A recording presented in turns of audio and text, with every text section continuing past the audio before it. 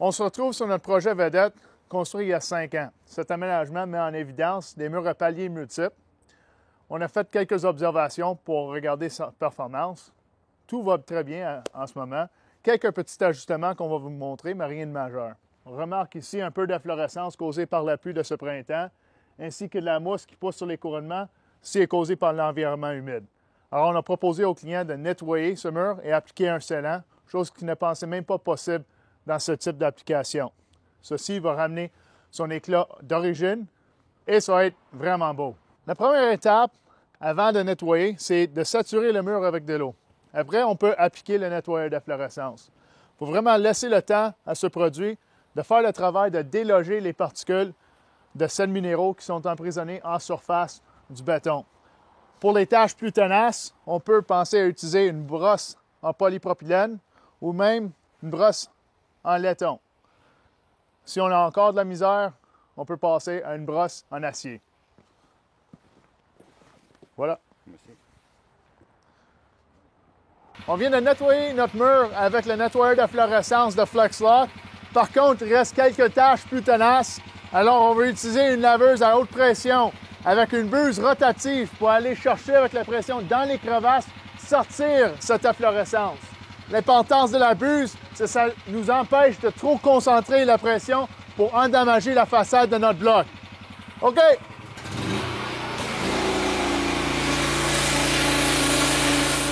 Alors, on a nettoyé notre mur, mais avant d'appliquer notre scellant, il faut s'assurer que le bloc soit sec. Alors, on va accélérer cette étape en utilisant des souffleurs à feuilles. Après que le mur soit sec, on va appliquer notre scellant aspect naturel, qui est un scellant à base d'eau pénétrant qui va protéger notre surface. Allez-y!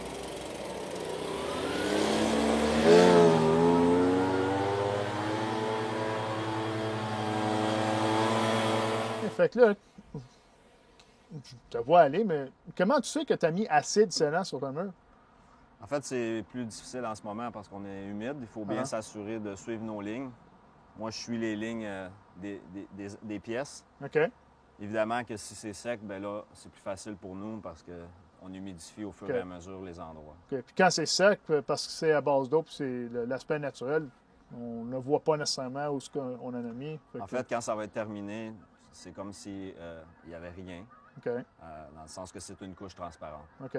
Fait que comment qu'on peut faire pour vérifier qu'on a bien couvert? Pour vérifier, il s'agit d'humidifier. Tu vas voir bien l'eau perler sur ta surface. OK, ça fait du sens.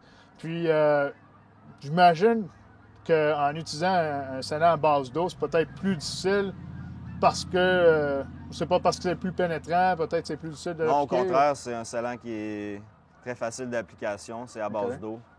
Donc, aucun problème de prendre de précautions majeures à ce niveau-là, contrairement à un scellant à base de solvant. OK. Fait que si c'est solvant, quelles sont les précautions que tu mentionnes? Bien, c'est un produit plus chimique, donc il faut faire attention de la végétation mieux et de ne pas en mettre surtout trop épais pour ne pas avoir de problème au niveau de la couche finale. Autrement dit, à base d'eau, c'est le plus À base simple d'eau, c'est des le plus options. facile, exact. All right.